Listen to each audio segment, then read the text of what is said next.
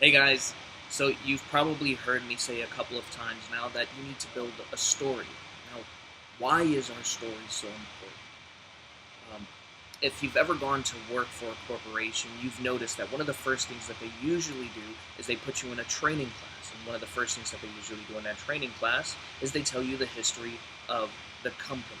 Now, if you notice, what they do is they don't tell you the history of the company. They will tell you the history of the players, the big names, the person who founded that company.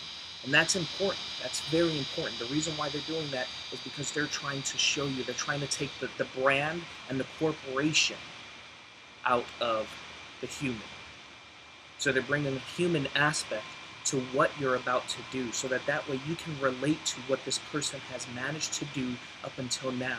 So whether the company is a Pepsi company or Coca-Cola or Walgreens or Walmart or something like that, they're going to tell you the person's story, that this person is behind what you see now. They're humanizing as much as they can the brand so that way they can take the corporation out of it and you can relate to the human who's managed to do so much up until now.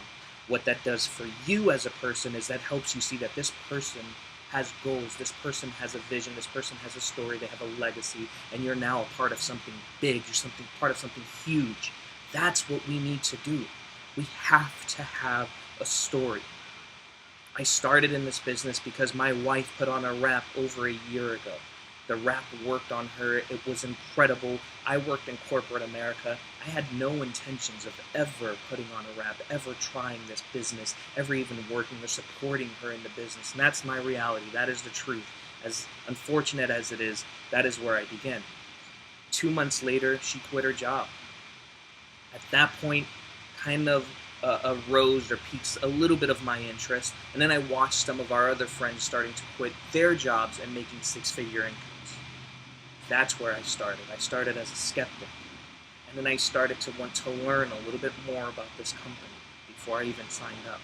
When I signed up, I realized this is the piece of my story that I've been missing for such a long time. So at that point, that's when I decided my story is about to get even more amazing than I ever thought it would be. So I sat there, I looked at this chart right here. Obviously the chart was a little different when I began, but I looked at this chart and I picked a number out on that chart, which was triple. And I said, that's my story. That's my goal. That's my vision. That's where I'm going to get to. And that was it. When I sat with people, I told them my story. I said, this is where I've started. This is where I am right now. And what you see around me, that is my reality. My house wasn't that big. My car was run down. I was working at a dead-end job. That was my reality. So for a lot of people, either they could relate or hopefully they could see that this guy has big dreams. And then I would tell them where I'm headed. I'm headed here. I am going to Triple Diamond. I'm going to make that. I know that I am, and I believed so much in myself that everyone around me had no choice but to say I'm going to attach myself to that person because he believes so much in himself that at the end of the day, I'm going to get some sort of a residual effect and end up somewhere around there. Some of them believed it as much in their own selves and decided to do it and say, I believe that if he can do it, then I can do it too. That's why your story is so important. That passion that you have for whatever it is that you're doing is going to be able to lead others or hopefully inspire others to believe in themselves. Yes, the raps are important. Yes, the whatever you want to call it, the herbal compound that's in it is amazing. But do I know it? No. And I didn't care to know it. I did look over it. I did study it, I guess, if you want to call it that. I did look over the history of the company, but that wasn't my story. My story was completely different than the company's. I wanted to align my story with theirs, but my story was so different from the company's.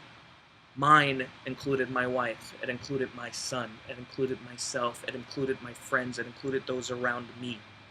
Mark Pentecost's story included us, even though he didn't know us at the time. But mine was a very small story.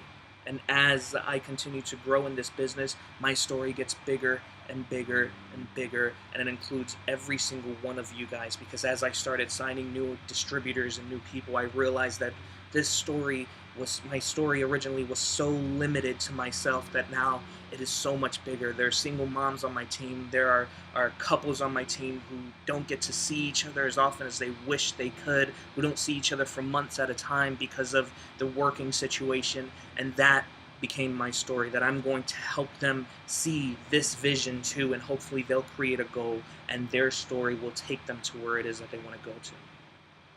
So I say all of that so you guys can see how important your story is. Your story is your history. It's your vision. It's what's going to lead others to wherever it is that you're headed. And when I sit with someone who has a potential and I tell them, now I tell everyone, this is where I'm headed. This is it for me right now. Ambassador. I'm sure to change once I get there, but right now that's where I'm headed. That's my goal. And when I sit with potentials and I tell them, this is what I'm going to do, and I am going to help as many people as I possibly can do all of this. And when they sit with me and they say, this is all I want to make, I say, I'm going to help you do that. I'm going to show you exactly how to do that. I'm not going to do it for you, but I'm going to help you write your own story.